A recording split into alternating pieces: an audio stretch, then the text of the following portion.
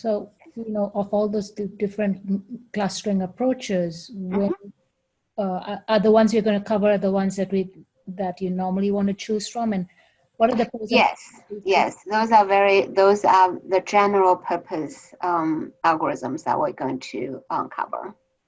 And then my second question is, as we go through them, we'll kind of discuss when each one is more appropriate or when we would use one over the other.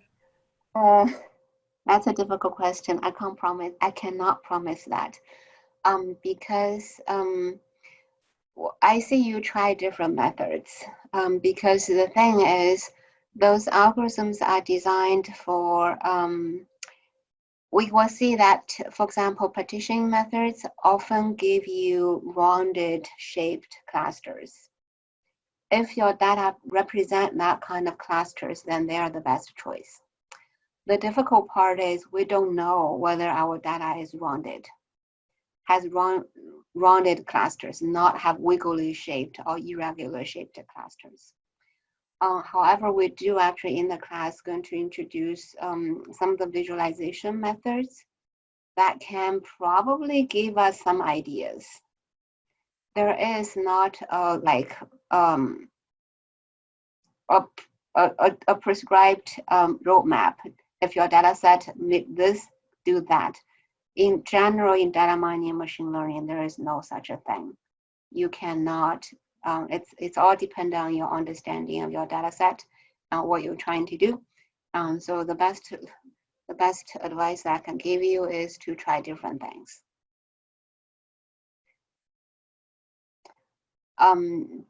But you will have, I think, after you learned all those methods, you will have a general idea that how to avoid certain problems. So partitioning methods, this is the most popular, well-known. K-means is one example of partitioning algorithms.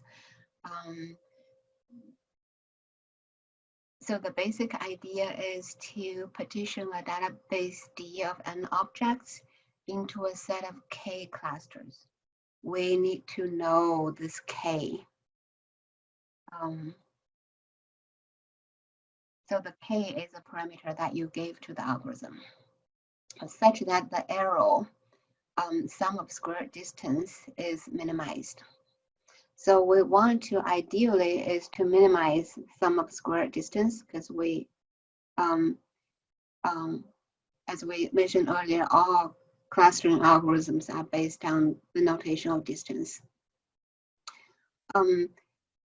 This is very hard to optimize. There is not an efficient algorithm that does this. Therefore, we have to rely on those heuristic methods. For example, K-means and the K-medoids. K-medoids is also called PAM. This is the one example that we're going to demonstrate in class. In our exercise, I think we have K-means and K-medoids covered. So K-means is a center-based, and K-medoids is also a center-based clustering methods. We're going to describe their algorithm shortly.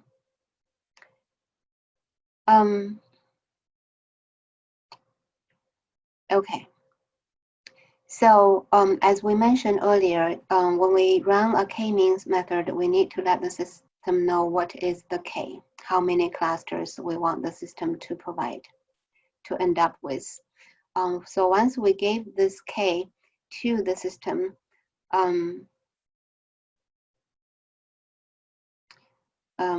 think we can use this diagram to expand this probably more visually. If we know that we want K clusters, we can divide our data points randomly into K groups. And then we find the center point of these two groups. So it could be here, it could be here. So there will be a center point. How do we compute the center? For numerical data, we just do the average. We add the first element of the data vector together and divide it by number of data points. That's the mean. So this is why k-means can only work for numerical data, because you have to compute the mean. So here we have, once the mean is computed, we will assign the objects to the closest center. This might result some changes. Some data points earlier was this group, now becomes this group, right? So with the update of this clustering decisions, we will recompute the center. The center might move from here to here. And we do that iteratively until there's very little change. That the algorithm converged on one partition that partitioned all those data points. So we can see that k-means partition all data points. Therefore, it's highly susceptible to outliers.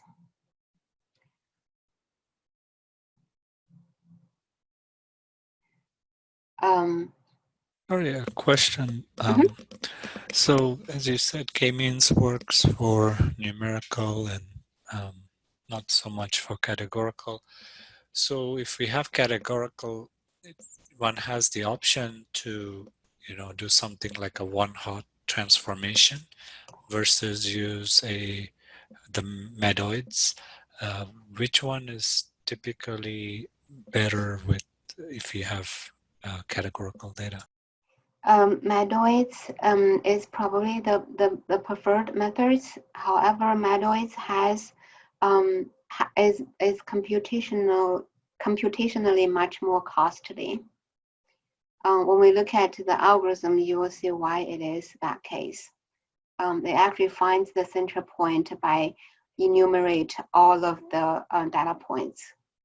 So if you have large data set, PAM can probably be too costly. So there again, you have two choices. You can do one-hot encoding, or you could do a sampling version of PAM. So since we can't really actually use all data points for PAM or medoids methods, you can try to use a different version or implementation of the PAM idea where sample data is used. So again, I cannot predict which one works better for you, but those are the options that you could try. So earlier we mentioned distance measures, and we can see all those. So you can use k-means, you can use a whole set of distance measures. Bregman divergence is a more general representation of Manhattan and squared Euclidean distance. You can just use Euclidean distance as well. The typical k-means is implemented using Euclidean distance, and they have shown in practice converges fairly quickly into stable clusters. So when you use different methods, you will use the central choice is either median or mean. So in any case that you need median or mean defined to use k-means. So data pre-processing for cluster analysis, because for clustering analysis, we deal with distance. So normalized scaling data is critical. You have to scale or normalize your data. To your best ability, you should remove outliers, especially for k-means. The initial centroids are often chosen randomly. As we earlier mentioned, you can partition the algorithm, either will partition the points into 2 points, or you can given 2 random data points as the centroids. They have been shown that depending on your initial centroids choice, the performance of k-means can be arbitrarily bad. meaning if your initial centroids are chosen badly, the result can be completely meaningless. So therefore, there are initial centroids choice algorithms. I think one of your homework questions touched upon that. The idea is to scatter the centroids as widely as possible to avoid that you happen to be hit those bad points. Because initial centroids are chosen randomly, so every run of k-means gave you a different result. So you could also run k-means many times and find the best result, which basically gave you the least sum of the square of the errors. However, consider how many data points are there in your data set. Running k-means multiple times does not guarantee that you find the good centroids.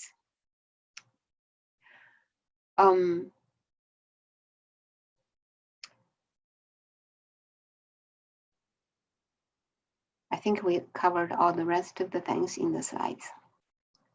So I think we gave you some examples to see that the initial choice could make a difference.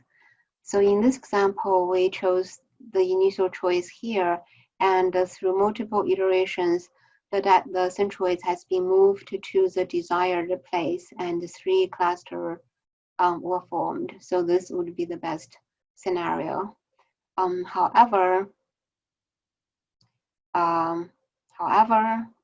okay, I'll show you the bad example later. A few slides after there is a bad example. So strength of the k-means is it's efficient. So it can be used for large data set. PAM is the Meadows approach. As you can see, it's n to the power of 2. So it's much more costly. Clara is the sampling version of PAM. Still, the sample, it depends on the sample size. It's to the power of 2. So the computationally cost speaking, k-means is much more efficient, and it is used very widely. The weakness is that you have to be able to compute the mean.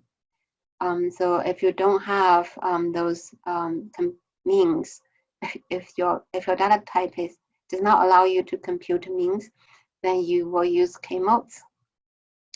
Can be used for categorical data. And I think there is also a method called k-prototype that can be used to address mixed data type. On k-Meadows PAM method can be applied to mixed data type. We also need to specify k, and we're going to talk next how to find this best k. Sensitive to initial centroids, noise, and outliers. We also talked about this. It's not suitable to discover clusters with non-convex shape, different density, or very different sizes. So, k-means allows you to separate those well-separated data sets. The reason that it's not convex, as you can see, because we do the centroids, right? So the end result is global shaped or ball shaped clusters. So initial points of selection. So this, yeah. Go ahead. What does S represent? Here. Yes. Samples. So, like instead of n as in the full size you're sampling. Right. Okay, thank you. Right.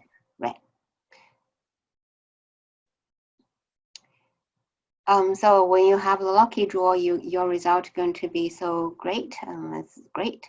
However, when you actually have those points selected wrong, then after iterations, you can see those dots being dragged because this was initially here, and then it moved to here, stabilized here. So you end up having 3 clusters. That doesn't make any sense. So the good 3 clusters is 1, 2, 3. But K-mean can give you results like this, 1, 2, 3.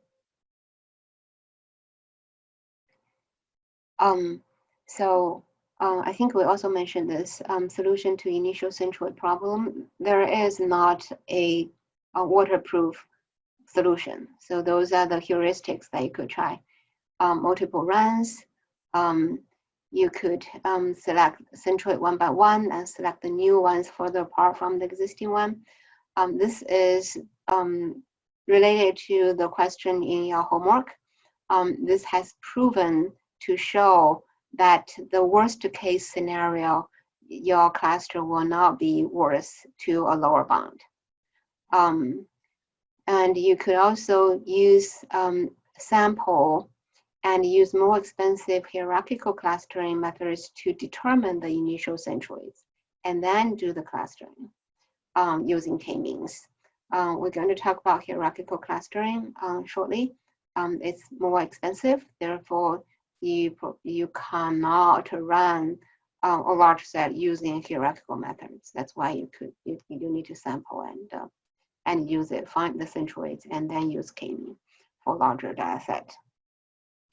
A similar idea, get a large number of very, very small clusters and then perform hierarchical clustering on top of that. That's also a way to reduce the risk of obtaining a very bad cluster result. Variety of post-processing methods, it's possible that you can, the idea is very similar to this, generate a large number of clusters and then perform hierarchical clustering. With post-processing, well, depending on the result, if you have ways to look at the result and your desired outcome, you can do post-processing. Again, it's a heuristic-based methods. So to illustrate limitation of the K-means, it does not do well with different sizes. It will try to make those size even. So when you have 2 smaller clusters that's close enough to a large cluster, you're going to end up with 3 evenly sized cluster, which probably does not make sense. Different density, you could end up with this. Non-global shape, you can see because the centroid-based methods, this it will force your data into those clusters, even though they have different patterns. So post-processing, you have a lot of smaller groups, and then you can, using other heuristics that you already know, to merge those clusters into the desired result. So variations of K-means. To address the data type, we can use K-modes and the K-prototypes, and those methods are not as popular as PAM metods.